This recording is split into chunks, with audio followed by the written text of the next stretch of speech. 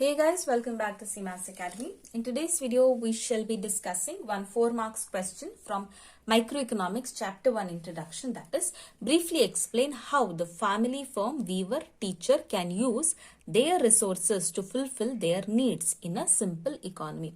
So, ಇದನ್ನ ಯಾವ ರೀತಿ ಬರಿಬೇಕು ಅಂತ ಯಾರೋ ಒಬ್ರು ಕಮೆಂಟ್ ಹಾಕಿದ್ರು. So, that is why I am explaining how to write answer for this particular question. So, this is something that was provided in your paid PDF notes itself. Okay, so question ಏನು ಅಂತ ಹೇಳಿದ್ರೆ, ಒಂದು family firm weaver ಅಂದ್ರೆ weaver ಅಂತ ಹೇಳಿದ್ರೆ somebody who makes clothes. Okay, ಈ woollen thread ಗಳನ್ನೆಲ್ಲ ಬಳಸಿಕೊಂಡು ಕ್ಲೋತ್ ಗಳನ್ನ ಮಾಡ್ತಾರಲ್ವಾ, ಅವರನ್ನ ವೀವರ್ ಅಂತ ಕರಿತೇವೆ. And then teacher can use their resources, ಅವರ ಬಳಿ ಇರುವಂತಹ ಸಂಪನ್ಮೂಲಗಳನ್ನ ರಿಸೋರ್ಸಸ್ ಗಳನ್ನ ಇಟ್ಕೊಂಡು ಅವರ ಅವಶ್ಯಕತೆಗಳನ್ನ ಅವರು ಯಾವ ರೀತಿ ಪೂರೈಸ್ತಾರೆ ಇನ್ ಸಿಂಪಲ್ ಇಕಾನಮಿ ಅನ್ನೋದು ಪ್ರಶ್ನೆ. Okay, you understood what is the question, right? Now let us see what is the answer for this.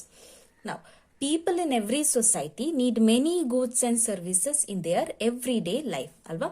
So ಜನರಿಗೆ ಸೊಸೈಟಿಯಲ್ಲಿರುವ ಎಲ್ಲ ಜನರಿಗೂ ಕೂಡ ಬೇರೆ ಬೇರೆ ಗೂಡ್ಸ್ ಮತ್ತು ಸರ್ವಿಸಸ್ ಸೇವೆಗಳ ಅವಶ್ಯಕತೆ ಇರುತ್ತೆ. Including food, clothing, shelter, transport facilities like roads and railways, postal services and various other services like that of teachers and doctors. So, ಎಲ್ಲ ಸರ್ವಿಸಸ್ ಗಳು and goods ಗಳ ಅವಶ್ಯಕತೆ ಜನರಿಗೆ ಇದ್ದೇ ಇದೆ. Now, every individual has only few goods and services that he or she could use.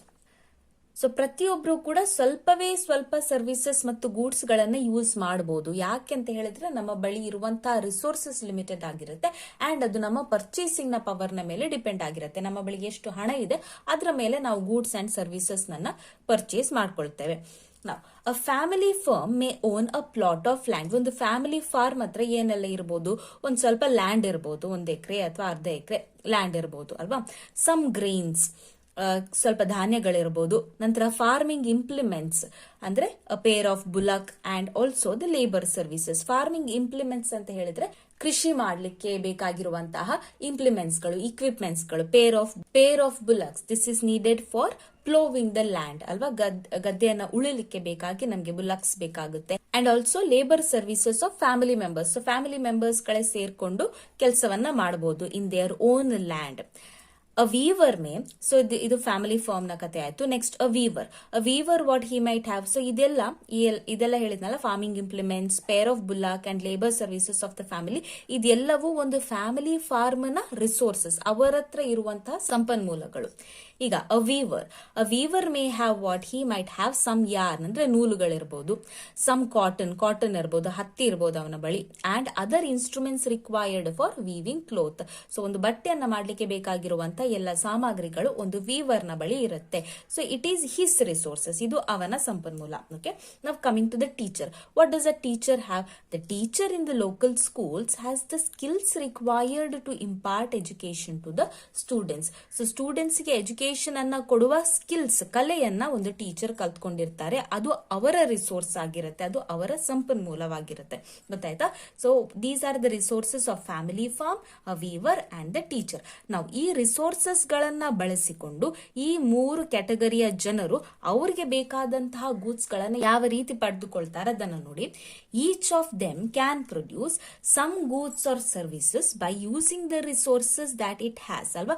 So ಇವರ ಬಳಿ ಇರುವಂತಹ ಸಂಪನ್ಮೂಲಗಳನ್ನ ಉಪಯೋಗಿಸಿಕೊಂಡು ಏನಾದ್ರೂ ಒಂದು ಸೇವೆ ಅಥವಾ ಸರಕನ್ನ ಅವರು ಕ್ರಿಯೇಟ್ ಮಾಡ್ತಾರೆ, ಪ್ರೊಡ್ಯೂಸ್ ಮಾಡ್ತಾರೆ. And use a part of the produce to obtain the many other goods and services that they want in exchange for the cloth she produces in her yarn.